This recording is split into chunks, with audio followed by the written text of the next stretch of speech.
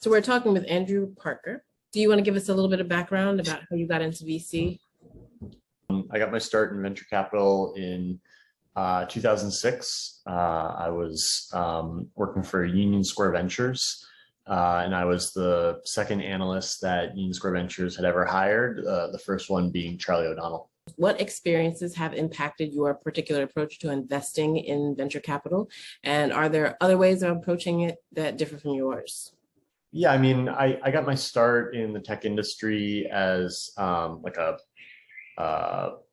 product design, product management. And I think that experience in operations is really dusty now because I've been doing venture since 2006. So I guess that makes, 15 years of being a career VC. But I do think that having that initial experience in product just makes me a little bit more maybe product empathetic than some of my peers in the industry.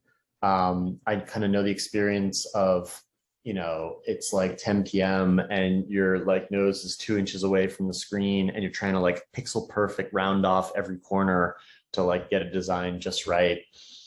Or alternatively, I ran the listening lab for user feedback sessions at the firm that I was doing product management for. And so, having a lot of empathy for the user experience and, especially edge cases that might emerge and trying to be able to relay that evidence to developers in order for them to get empathy for that experience and want to fix these bugs.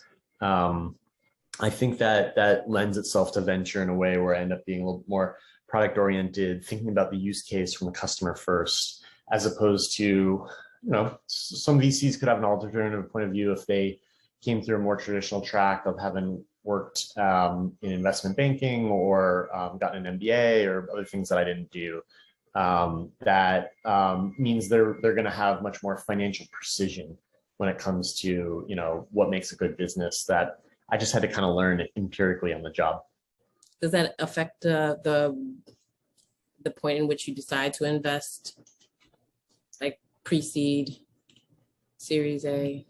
Yeah, it does. I find I'm a very poor investor when it comes to pre-product investing.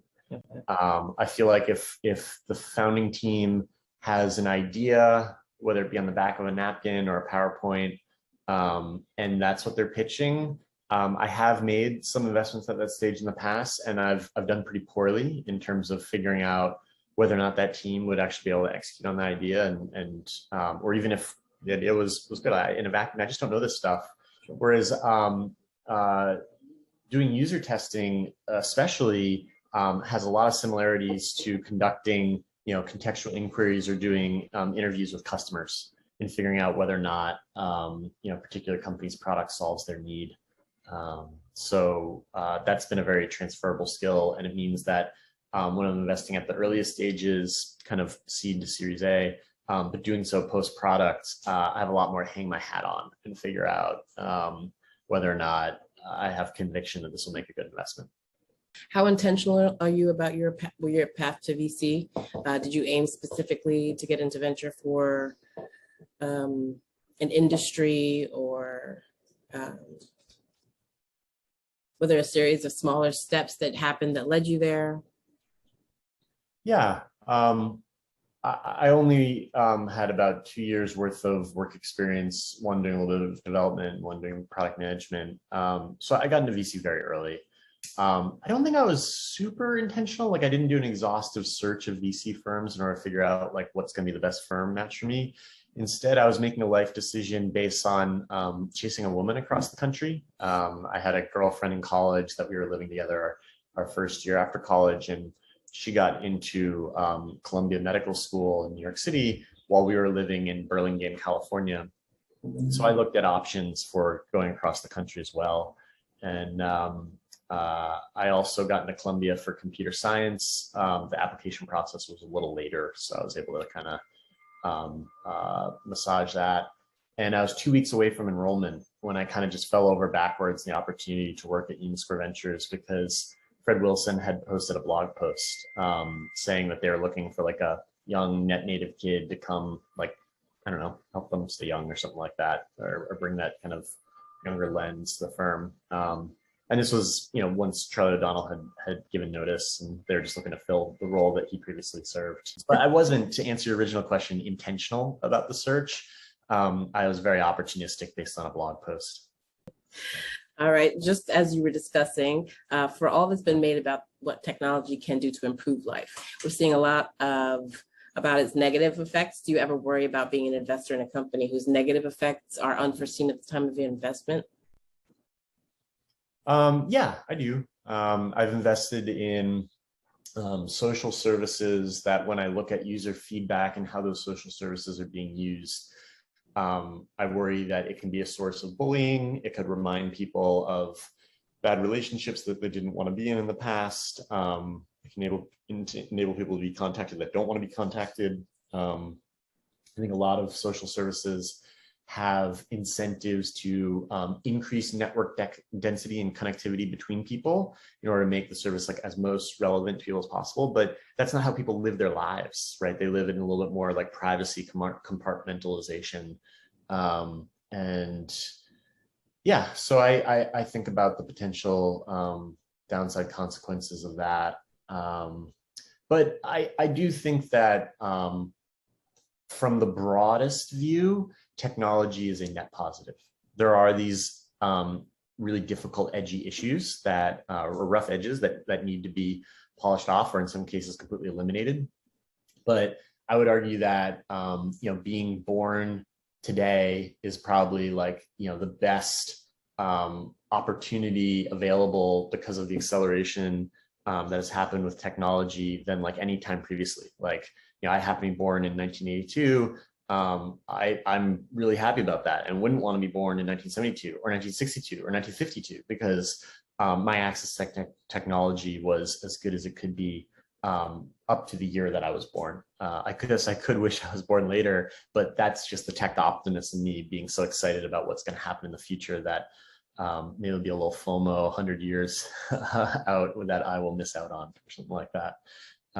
So yeah, I worry about the downsides, but it is not an overwhelming feeling. And I think ultimately people building technology are on the right side of history.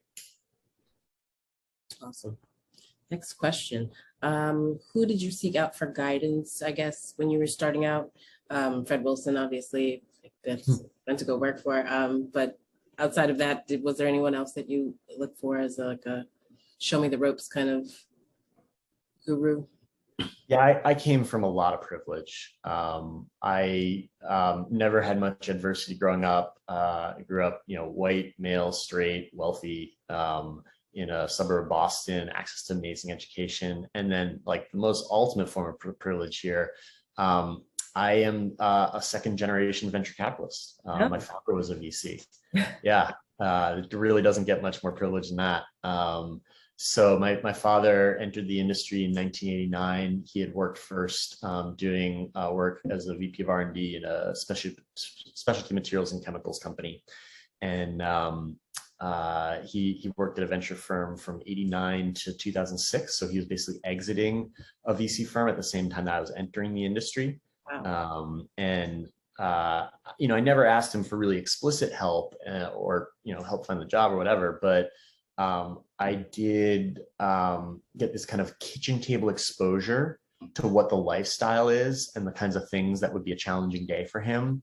And I think that let me know well in advance that this is a lifestyle that I might be interested in, especially the intellectual curiosity that allows you to focus on a wide variety of different companies, all in kind of future technology, as opposed to my experience in product design, where I spent 110% of my time completely focused on one feature at one company.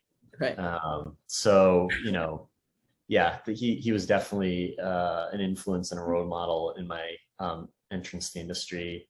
And then outside of that, I would attribute, he was working in like special materials, bioscience, stuff like that. So we couldn't talk the actual like VC tech game like at all. Like he had no exposure to that, but I kind of got to learn about VC from that. And then I would also give credit to some of the early VC bloggers. So Fred was definitely influential, but so was Brad Feld, for example. He did a really good job of just creating transparency in the industry. through his blog. I remember Guy Kawasaki's blog was pretty good early on. I haven't read it in years. Paul Kedrowski was another person I read. I don't know, these names are all increasingly sounding kind of dated. Even Charlie himself was actually a really great blogger back then and continues to be today. That was influential to both my entry in industry as well as my apprenticeship in the first couple of years. Cool. What do you read every day to keep up on top of your industry? Twitter reads the news to me to some degree. It is a filter bubble for sure. Tech meme's great for survey. I still will go to Hacker News, though I'll try to avoid reading the comments. Yeah, I think the combination of those three, plus maybe the internal Slack at my firm in terms of what people source there of things that we should be reading for each other. That's probably most of my media diet that isn't like, you know, books or long reads or stuff like that. Take your last two investments. What stood out to you as the reason to invest? What would have been a good reason not to invest? And what do you think other people cared about in making the decisions that you didn't? Yeah.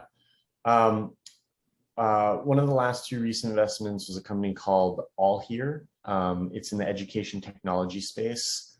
It creates a product for school districts to better be able to communicate with students and parents at home via text message. And it can answer questions 24/7 because 90% of questions are actually answerable by like an AI chatbot. And then for those remaining 10% of questions that either can't be answered by a chatbot or are like more of like a cry for help or something like that, they can get quickly escalated to professionals at the student services team inside of school districts. You know, I think throughout my experience in VC, I was taught as an investor to try and avoid deals that are selling top down in like big enterprise sales motions because they can often languish or be really difficult sales cycles. And I made an investment probably 5 or 6 years ago in my career in a company called Panorama Education that was directly contrast to that. It was based on my experience at Panorama Education on the board of that company, which is now wildly successful in selling to school districts, that this is the type of arc for building a company, you know, building into the system as opposed to trying to build around the system like more classic tech VC deals. So I think it was my lens from prior ed tech investing that when I arrived at this deal, I was more excited to do it than maybe some of my more progressive VC brethren or something like that.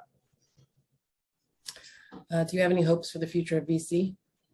And I hope there's increased transparency, increased access. I think what's happening in terms of syndicates on AngelList or some of the rolling funds that people are able to raise there, as well as what's happening in Web3 around DAOs and how quickly they can organize capital and then redeploy that out into other initiatives, whether it be in Web3 or in more traditional investments. More decision makers from greater diversity and better access to capital at all stages. I don't think VC as a gatekeeper or like, you know, an ultimate arbiter of allocation of capital is necessarily a good thing. Like I think there should be more access to seed capital from more people coming from different opinions so that more ideas have an opportunity to flourish. And many of them won't work, many of them will fail, but one thing that I think VC as an industry does get right today is it's a safe place to make mistakes. Failure is, it's not celebrated, but you know, if you have a failure on your resume or something like that, or company that didn't work, to many future investors looking at that, they'll be like, oh, well, that's experience, and that's experience that will make the next one better.